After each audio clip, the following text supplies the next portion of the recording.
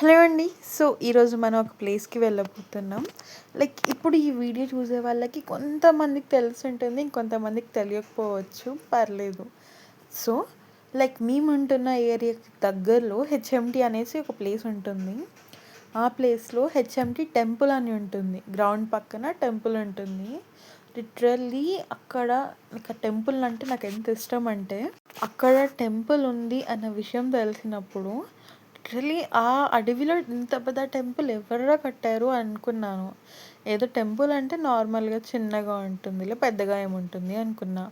But ఒక్కసారి మనం టెంపుల్‌లో 365 ఒత్తులు పెడతాం కదా!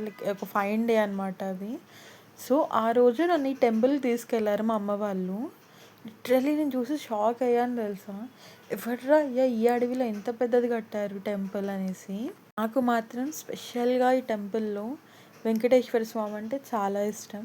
నేను గుళ్ళో వీడియోస్ ఎక్కువ తీయను. అందుకే నార్మల్‌గా బయట వ్యూ అంతా చూపిస్తున్నాను అంతే. బట్ ఇది చాలామందికి తెలిసిన టెంపులే హెచ్ఎంటీ అంటే. ఈ కూకట్పల్లి, బాలనగర్, చూరారం వీళ్ళందరికీ తెలుసు. లిటరల్లీ ఎంత బావుంటుందో తెలుసా టెంపుల్.